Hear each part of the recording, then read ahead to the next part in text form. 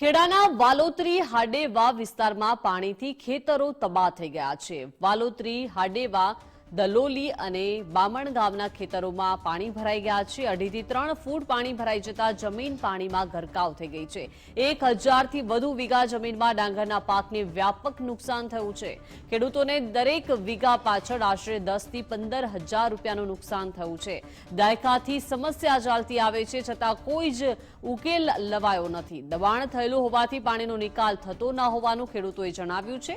માતરના ધારાસભ્ય કલ્પેશ પરમારે વિસ્તારનું નિરીક્ષણ કર્યું। 1000 વીઘા જેવા પાણીમાં દર સાલ છેલ્લા 20 વર્ષથી આ 4 ઇંચ ઉપરથી વધારે વરસાદ પડે તો આ પ્રશ્ન છે ને, નિકાસ બરાબર સફાઈ થતા નહીં।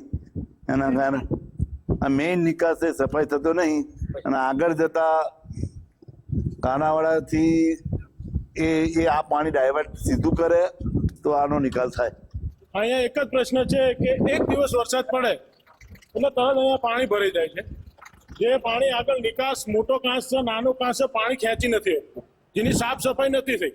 અને અમારું કહેવાનું એવું છે કે આ નિકાસ જે કાંસ પાણી ખેંચે છે એ ઊંડા કરો અને પાણી આગળ નીકળે એવી વ્યવસ્થા કરો। આ 3 દિવસથી વરસાદ પડ્યો છે, ડાંગર રોપી દીધી છે, છતાં ડાંગરનું નામો નિશાન નથી અને દર વર્ષે આની આ પરિસ્થિતિ થાય। ની અંદર 10 ઇંચ 10.5 ઇંચ વરસાદ થયો। માતરની અંદર 8.5 7.5 ઇંચ વરસાદ થયો અને મોન્સૂન મીટિંગ હતી અમારે જૂન મહિનાની, ત્યારે પણ અમારે કલેક્ટરને સંકલન મિટિંગમાં ચર્ચા 6 ઇંચથી વધારે વરસાદ થાય તો અમારા વિસ્તારની અંદર પાણી ભરાઈ જાય કે અમારો આખો વિસ્તાર નીચો વિસ્તાર ગણાય। માતર વિધાનસભાનો માતરના ગામડા જે આવે બધો નીચો વિસ્તાર, એટલે બધા ગામડાનું ઉપરવાસનું પાણી આ જ ગામડામાં આવે।